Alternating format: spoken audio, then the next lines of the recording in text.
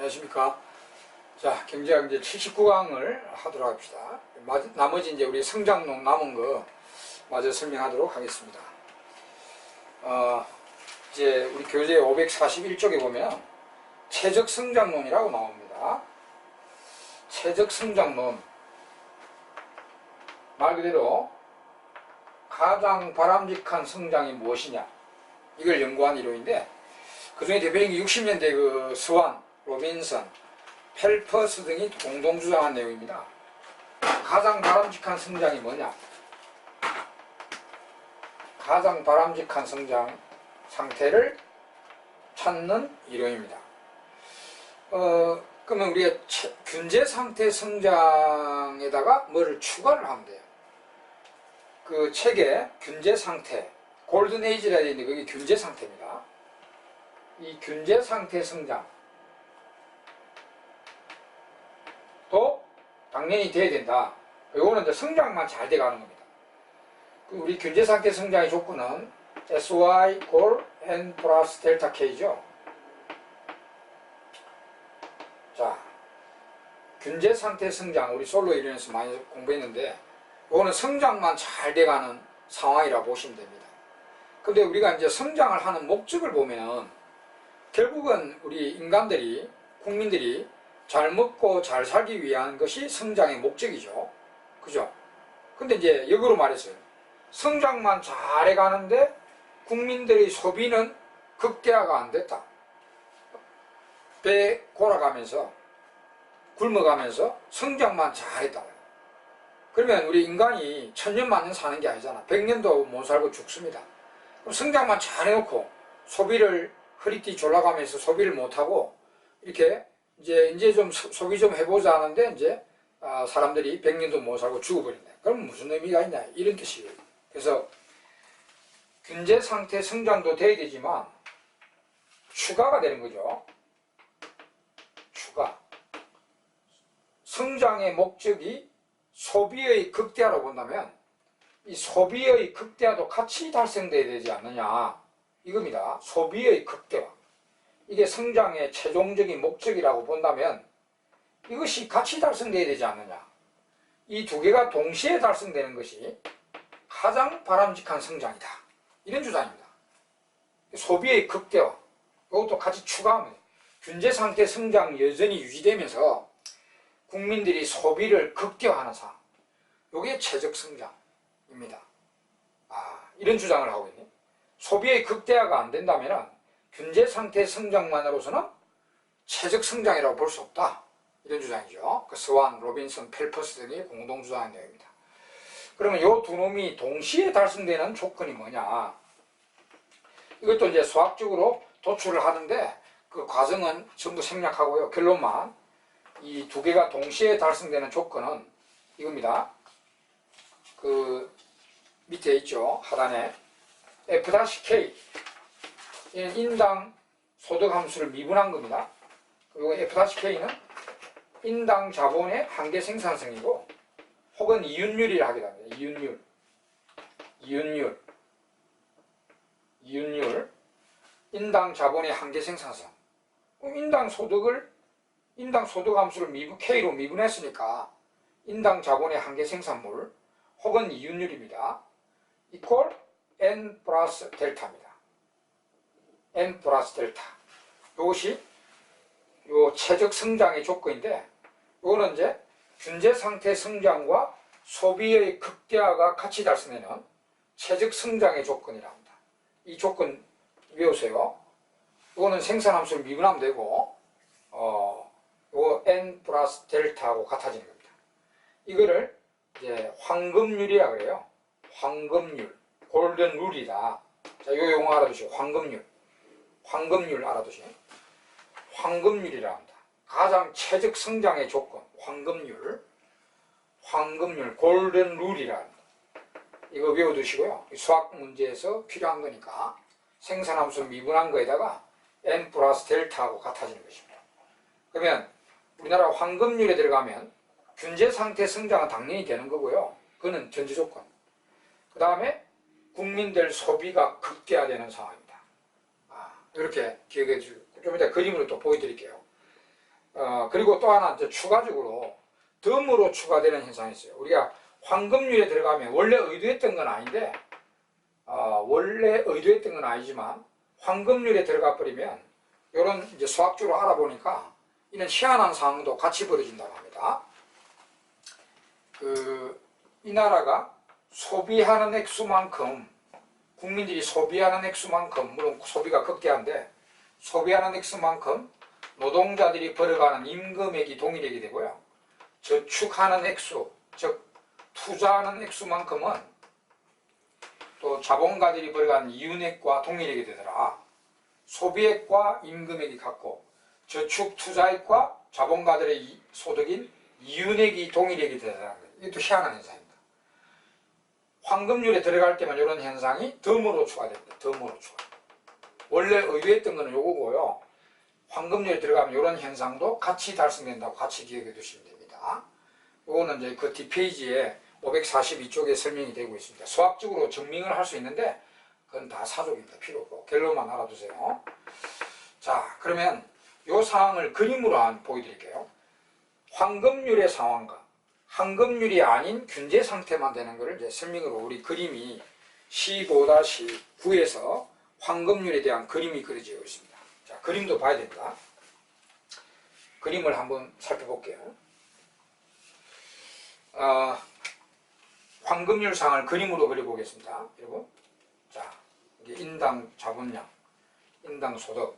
일단 인당 소득 생산 함수를 그려보겠습니다. 이렇게 되어 있죠. 네. 자, 그럼 여기 보면 F-K가 인당 소득 함수를 미분한 것으로서 접선의 기울기가 됩니다. 접선의 기울기. 그리고 이제 M 플러스 델타는 이 직선의 기울기가 되겠죠. 이게 이제 N 플러스 델타 K니까 이 직선의 기울기가 N 플러스 델타입니다. 그럼 N 플러스 델타 이 직선의 기울기고요. F-K는 이 생산함수의 접선의 기울기입니다. 그럼 이 기울기가 같아진다. 여기 가져갑시다. 여기 F-K인데 여기 인당 자본의 한계 생산성이고 접선의 기울기가 이윤율이랍니다. 이 기울기하고 이 기울기가 같단 말이죠. 그럼 여기 보세요. 이거 타원이 보이죠? 타원의 이 차이가 소비입니다. 인당 소득에다가 인정 저축을 빼니까 이 차이가 소비거든요. 그럼 이 타원에서 이 폭이 제일 넓은 데가 여기가 되겠죠.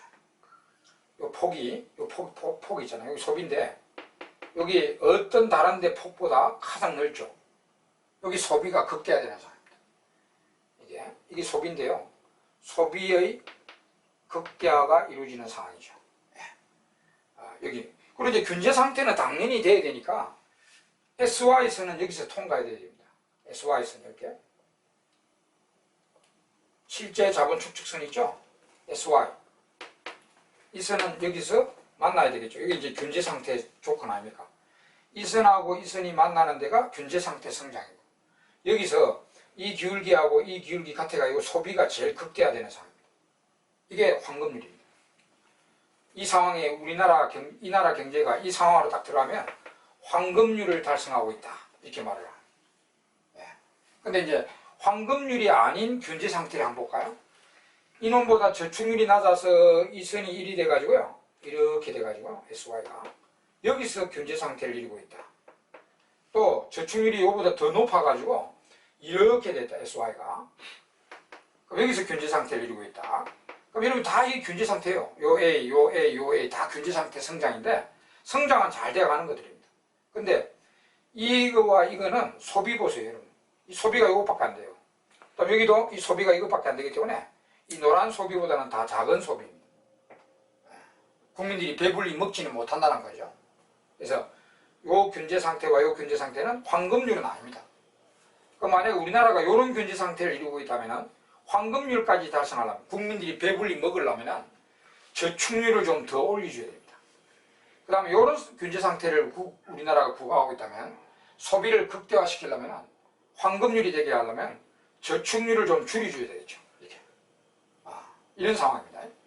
그럼 우리나라 이제 실제로 한번 예를 들면 우리나라 이제 60년대, 70년대, 80년대 고도 성장할 때를 생각해 보시면 우리나라 그때 당시에 고도 성장할 때 균제 상태 성장이 이 상태로 보면 돼요.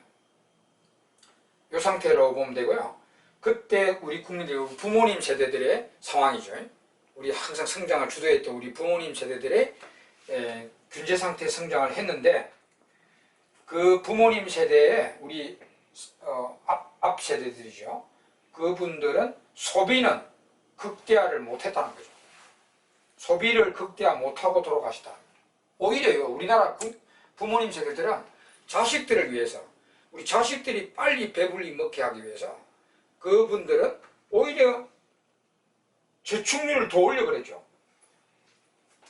그러니까 이 저축률을 우리 후세대들, 자손들을 생각하지 않았다면은 그분들 그래도 뭐 소비는 극대화는 못했겠지만 소비는 요 정도는 하고 돌아가셨을 건데, 또 우리는 자손들을 위해서 빨리 소비를 극대화시키기 위해서 그분들은 저축률을 이렇게 올려버렸다는 겁니다. 이렇게 올려버려. 그러면 그분들은 뭐죠? 여기서 소비를 요만큼 할 수도 있었는데, 물론 극대화는 아니었지만 자손들을 위해서 저축을 이렇게 올려버리니까 그분들, 우리 부모님 세대는 소비를 실제 요것밖에 못했어요. 이게 희생이죠. 그나마 소비를 요 정도 할 수 있었는데 자손들을 위해서 저축을 올려버리니까, 저축률을 올려버리니까 우리 부모님 세대들은 항상 성장을 구가했던, 주도했던 그 부모님 세대들은, 물론 아직까지 살아계신 분도 있겠죠. 80대, 90대 되는 분들, 그분들 돌아가신 분도 계시고, 그분들은 소비는 이렇게밖에 못했어요. 실제로 희생을 했다는 거예요. 그 덕택에 우리는, 현 세대는 우리나라 경제가 일로 옮겨가지고 우리 현 세대의 국민들은 소비를 극대화할 수 있다는 겁니다. 그러니까 우리 부모님들한테 굉장히 고마워야 됩니다. 그분들의 희생에 의해서 우리는 지금 마음 놓고 소비할 수 있잖아요. 그죠?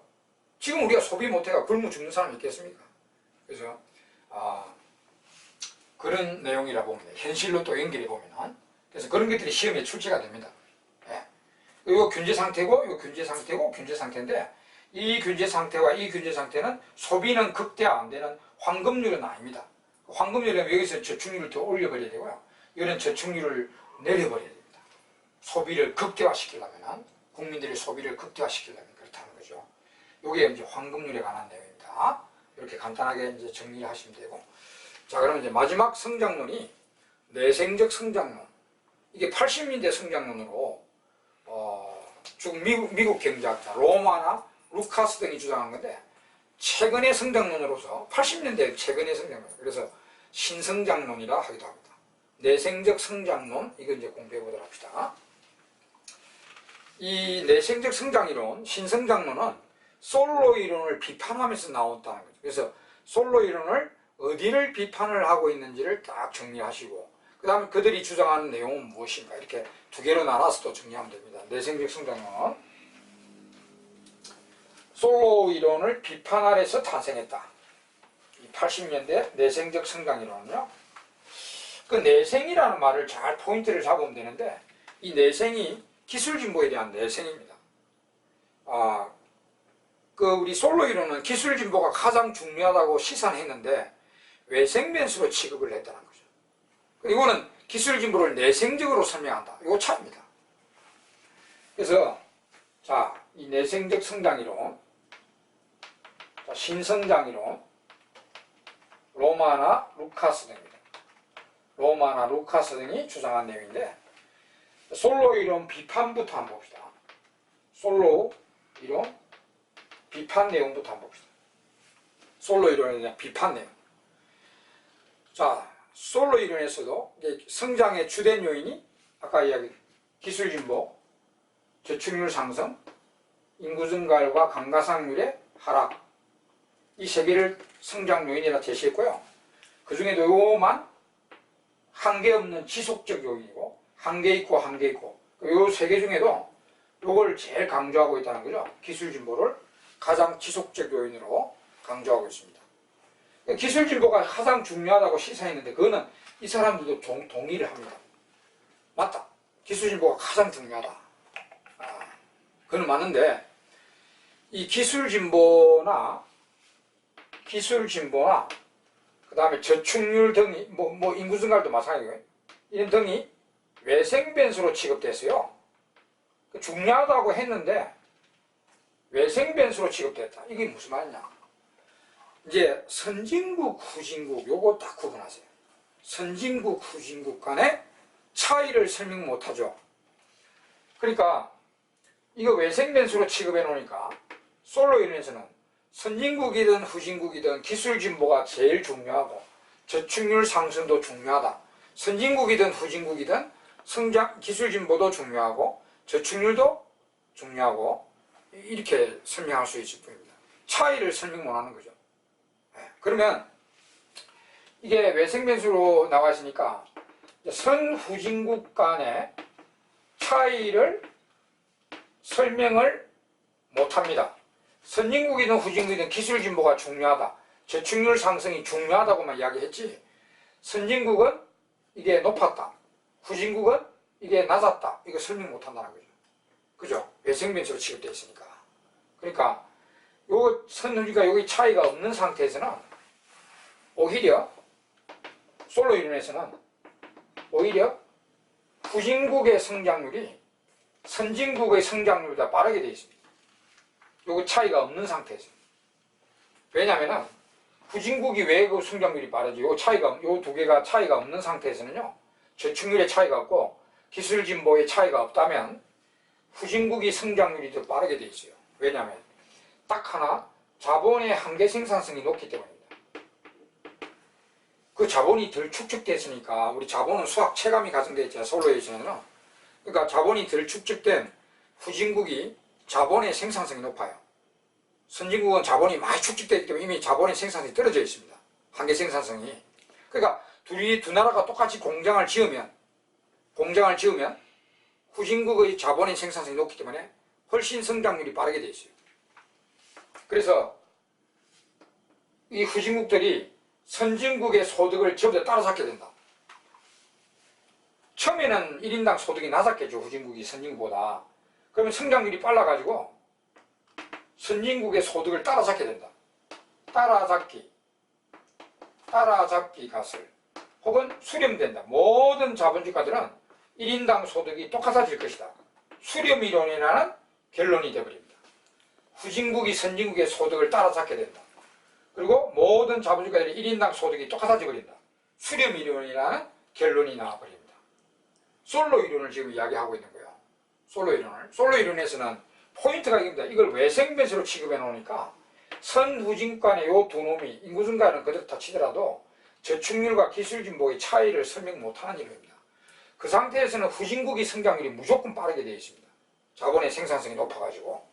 그러면 후진국이 선진국의 소득을 다 따라잡게 되겠고 수렴되게 되는 모든 자본주가의 소득이 똑같아져 버린다는 그런 결론이 내려지게 됩니다. 그런데 이놈이 현실하고 너무 부합이 되지 않습니다. 그럼 현실은 어땠는가? 2차 대전 이후의 현실을 보면요. 선진국이 후진국보다 성장률이 더 빠르고요. 오히려 소득 격차가 더 벌어졌습니다. 2차 대전 이후에. 그게 현실입니다.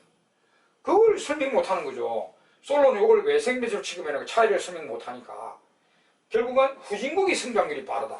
그래서 후진국의 1인당 소득이 선진국의 1인당 소득을 전부 다 따라잡게 돼 있다. 그래서 수렴되고 따라잡게 돼 있다라고 결론이 내려지는데 그거는 현실하고 너무 부합되지 않는 결론이라는 거죠. 이게 이제 비판의 내용이 되어 있습니다.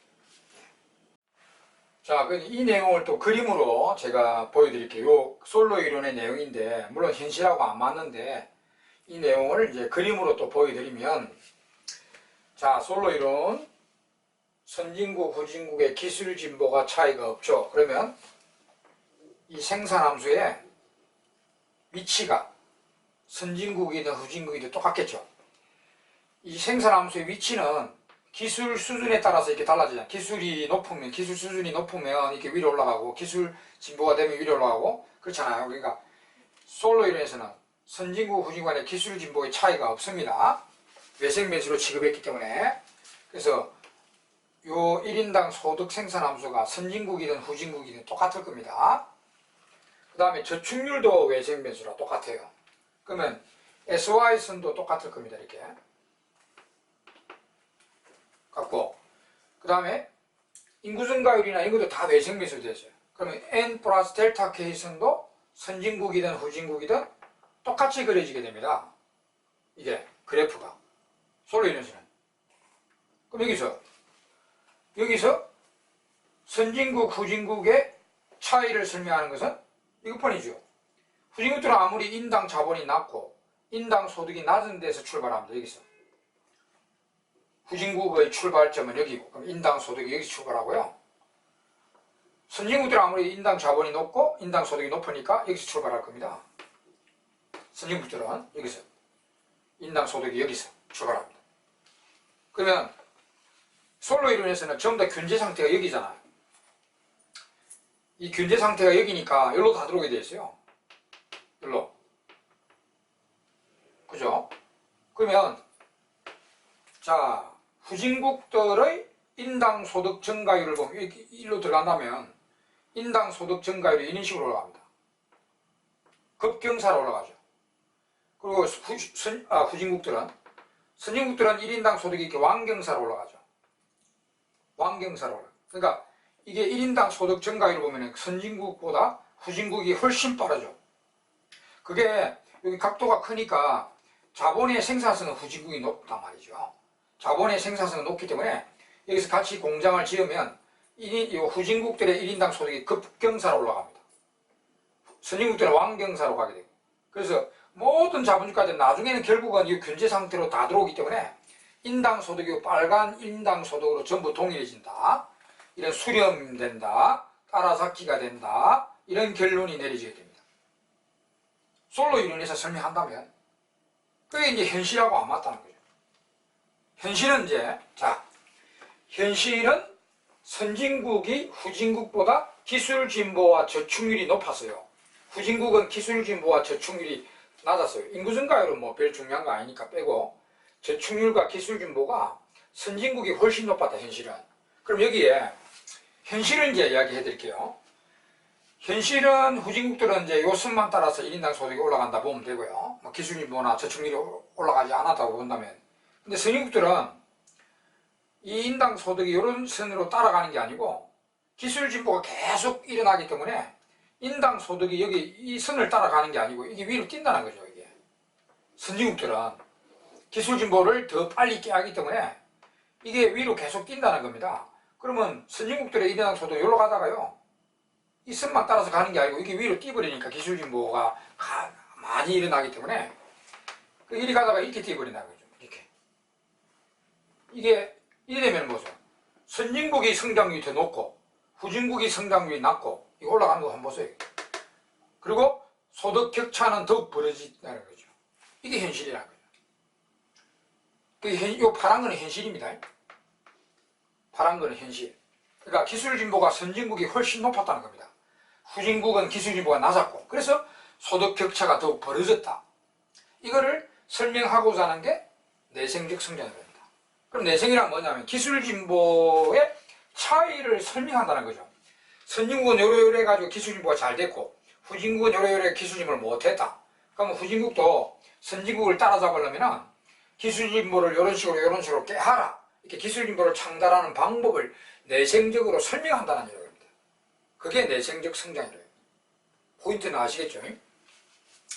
자, 그래서 이제 자기들이 주장하는 내용이 그 오른쪽 페이지에 이제 내생적 성장 이론에서 이야기하는 성장의 주된 요인이 이제 설명되고 있죠. 아무래도 기술 진보가 제일 중요하다. 기술 진보가 제일 성장에 중요한데 이걸 이제 창달하는 방법을 설명합니다. 창달 방법에 대해서 설명해 줍니다. 그냥 기술 진보가 중요하다 이렇게 이야기만 한 게 아니고 기술 진보가 제일 중요한데 기술 진보가 창달되려면 이렇게 노력해야 된다는 거죠. 일단은 정부가 적극적으로 개입해야 됩니다. 정부가 직접 기술 진보를 깨하든지 아니면 기업들이 이런 기술 진보에 그 노력을 한다면 적극적 지원을 해야 된다. 정부의 역할을 매우 강조하고 있고요. 자, 정부가 적극 개입해가지고 저축률을 올리라. 야, 이것도 또 포인트가 나옵니다. 여기는 저축률을 올리는 게 기술 진보를 깨하는 수단이 들어옵니다. 앞에 솔로는 기술 진보 중요하다. 저축률 상승 중요하다. 이렇게 인구 증가율 감소가 중요하다 이랬는데 여기서는 이제 인구 증가율에 대해서는 언급도 안 합니다. 인구 증가율이나 강가상률은 언급도 안 하고요. 요 두 개는 그대로 언급하는데 앞에 솔로는 요거와 요것이 분리되어 있죠. 전혀 관계가 없죠. 따로따로입니다. 저축률이 올라가는 한계가 있고 기술진보만 한계가 없다. 지속적 요인이다. 이렇게 이제 분리시켰는데요. 여기서는 기술진보를 제일 강조하고 있고요. 저축률 상승이 기술진보를 깨하는 수단으로 들어옵니다. 그러니까 이 내생적인 저축률 증가도 지속적 성장의 요인이 된다고 봐야 되죠. 여기도 차이입니다. 솔로는 저축률 상승이 한계에 부닥치는 요인이죠. 성장의 요인으로서. 기술진보만 지속적 요인이다 이랬는데 여기서는 기술진보 당연히 지속적 성장 요인인데 저축률을 올리는 게 기술진보를 깨하는 수단으로 들어오니까 내생적 성장 이론에서는 저축률 상승도 지속적 요인이 성장의 지속적 요인이라고 주장합니다. 그게 바로 기술진보를 깨하는 수단이니까 이게. 그럼 뭐가 수단이냐? 저축률을 올려서 이 돈으로 무조건 물적 자본 축적해라. 공장 지어대라 이 말이죠. 기계 사들이고 공장 지어대라. 그러면 돈이 필요하니까 저축률을 올려야 된다. 저축률을 올려서 그 돈으로 공장 막 짓고 기계 사들이야. 그래서 기업들 규모의 경제를 띄나가야만 기술진보에 유리하다. 규모의 경제를 띄지 않으면 아무 영세기업으로서는 기술진보에 불리합니다. 그래서 공장을 막 지어대고 기계를 사들이고 해서 규모의 경제를 띄야만 기술진보가 저절로 이루어질 것이고 물적 자본도 강조하지만 또 인적 자본도 강조합니다. 교육훈련을 열심히 해가지고 인적 자본 축적도 해야 된다.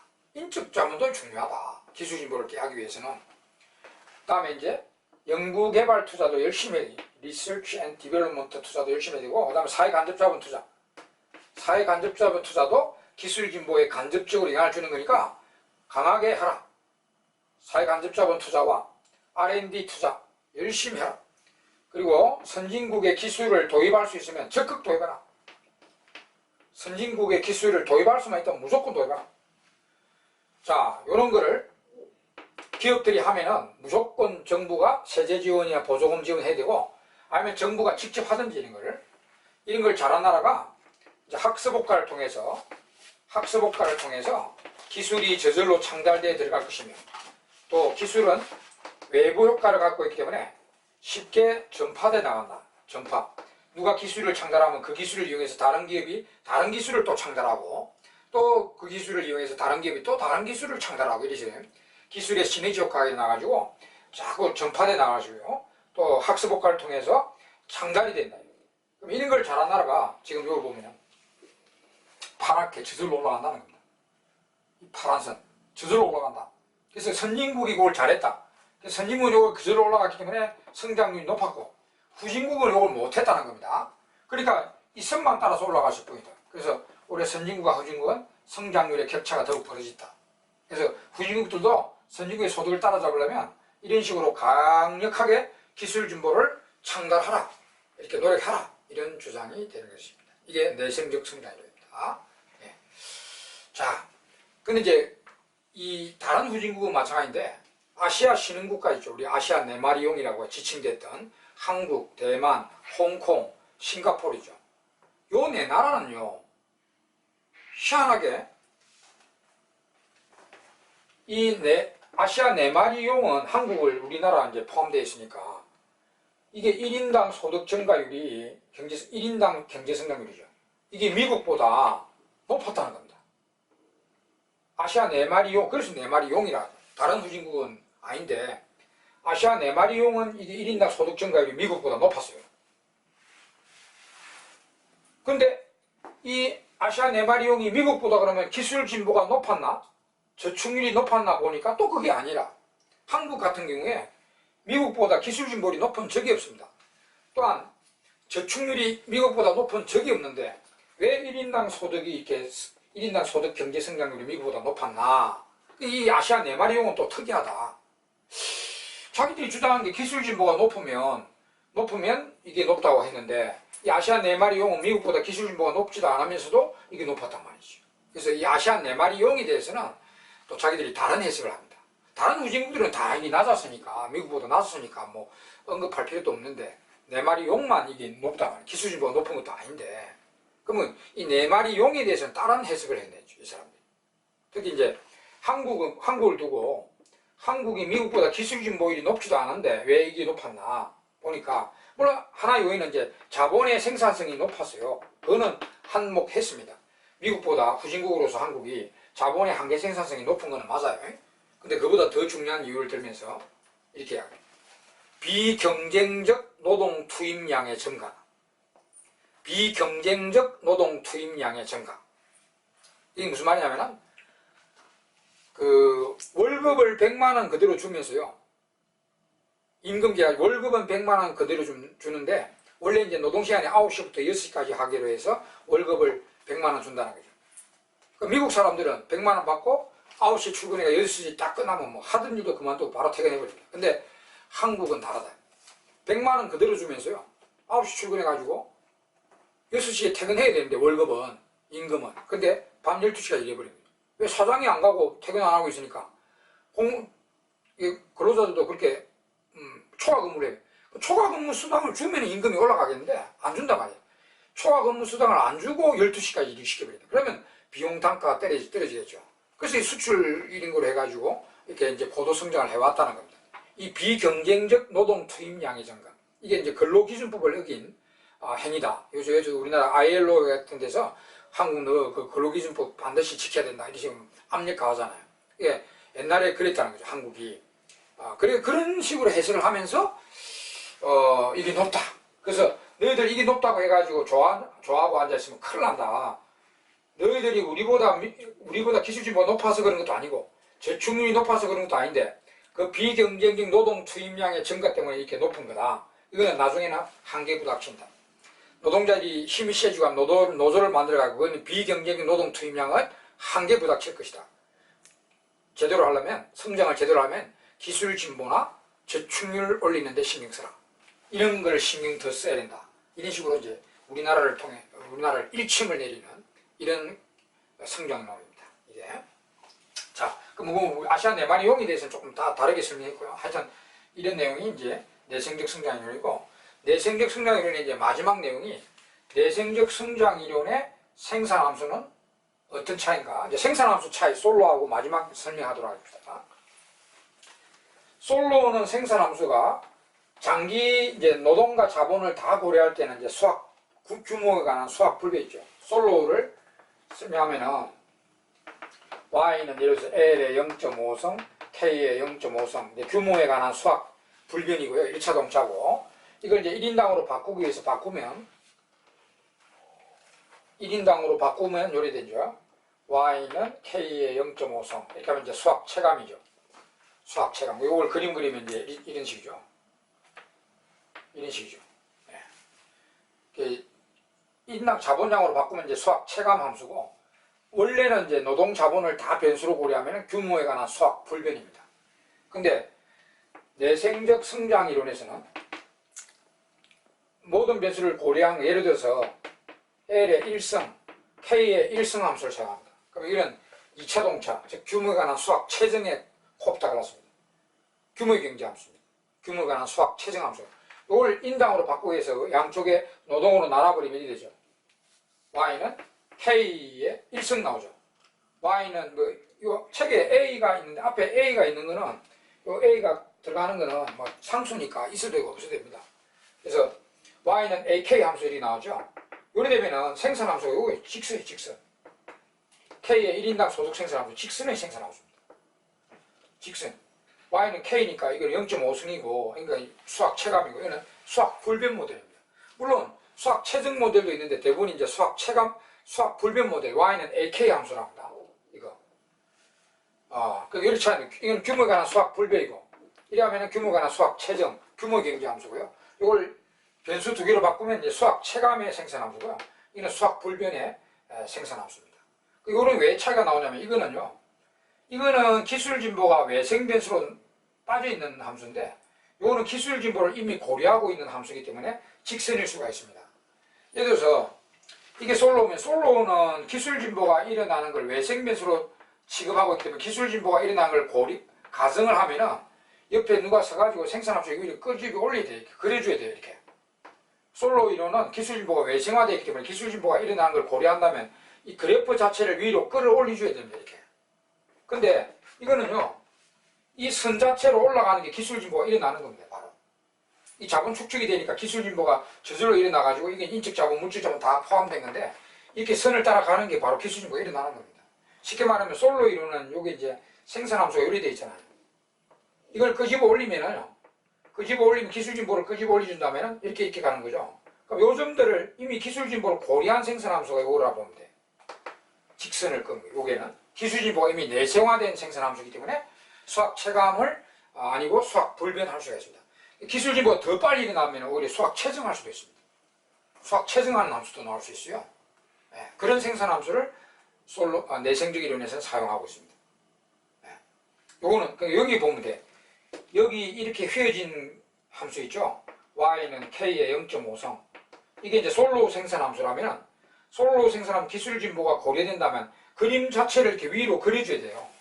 기술진보가 일어나는 걸 고려한다면. 그건 이제 기술진보가 외생으로 빠져있기 때문에 그림을 새롭게 그려줘야 되는 게 기술진보가 반영되는 겁니다. 근데 내생적 이론에서는 요렇게 기술진보가 일어나는 요 점들을 연결해보면 직선이 나오죠. 이게 y는 ak 함수인데요. 이게 내생적 성장이론의 생산함수로서 이 함수는 이미 기술진보가 일어나는 걸 고려되고 있는 내생적으로 고려되고 있는 함수라 이렇게 보면 돼요. 그게 y는 ak 함수. 그렇게 책에 나와 있죠. 그런 거 참조하시면 되겠습니다. 그게 이제 내생적 이론의 마지막 차이점이고 솔로 이론하고 그 다음에 이제 우리 성장론에서 그 이제 마지막 공부에 544쪽에 그 성장 회계라는 게 나와 있는데 요거는 주로 이제 시험에 나오면 그 계산 문제로 출제가 됩니다. 성장 회계, 뭐 우리 회계학 뭐 그런 게 아니고요. 성장의 요인들이 우리나라 경제 성장에 얼마나 기여했는가 알아보고자 하는 겁니다. 솔로가 우리가 노동이 증가돼도 노동력이 증가해도 성장이 되고 이게 성장으로 본다면 자본 축적이 돼도 성장이 되고요. 그 다음에 이제 기술이 진보해도 성장이 되겠죠, 그죠? 뭐 자원 인근을 빼고요. 그러면 우리가 1년에 이게 이제 경제 성장이 일어나는데 이 노동 증가로는 얼마나 기여가 됐고 자본 축적으로는 얼마나 기여를 했고 기술 진보에 의해서는 얼마나 성장에 기여했는가 이 기여도 각 성장의 요인들이 성장에 기여한 것을 알아보고자 했던 겁니다. 원래 솔로가. 근데 우리가 이거 두 개는 측정이 되니까 가능한데 기술 진보로 우리가 측정이 안 되잖아요. 측정이 안 되니까 우회적으로 해가지고 이제 기술 진보에 의해서 우리나라 경제 성장이 얼마나 이루는가를 우회적으로 알아보기 위해서 이 솔로가 성장 회계 방정식 영향을 유도해가지고 이렇게 알아보자 합니다. 그럼 이거는 그 이제 취지는 그렇고요. 이거 나오면 무조건 우리나라 생산함수를 콥 다글라스를 주게 돼 있어요. 콥 다글라스. 이런 식으로 읽어야 돼. A에 L에 알파, K에 베타 이런 식으로 우리나라 생산함수 주게 돼 있거든요. 그럼 나오면 이걸 이제 이 변수들을 전부 다 변화율로 바꿔버리면 이렇게 바뀝니다. 여러분들이 변화율로 바꿔줘야 돼요. Y 변화율은 A 변화율 곱하기는 플러스죠. 알파는 밑으로 내려오고요. 노동 변화율 플러스 그 다음 베타 K 변화율 이렇게 바뀌죠. 이거 여러분들이 스스로 바꿔줘야 돼요. 변화율 함수로 베타 곱하기 K 변화율 이런 식으로. 여기 이제 성장 회계 방정식인데 그럼 여기 보면은 여기 경제 성장률이고 요게 기술 진보율이자 총 요소 생산성 증가율입니다. 이건 노동 증가율이고 이건 자본 증가율이거든요. 시험에 나오면 요거 딱 주고 요거 4개 중에요. 출제자가 3개를 줍니다. 요거 3개 주고 이거 구하라든지 그다음에 요거 3개 주고 기술 진보율을 구하라든지 이런 식으로 물어봅니다. 그러면 여러분들 요 식을 이렇게 바꿔주면 하면 돼요. 그럼 여기다가 요 4개 중에 나머지 3개를 대입해가지고 나머지 하나를 주로 이거 물어보거나 이거 물어보거든요. 실제로는 이제 솔로가 아까 얘기했죠. 요거는 개척이 안 되잖아요. 요거 개척되니까 여기다가 요거 플러스니까 여기로 넘기면 빼기가 되잖아요.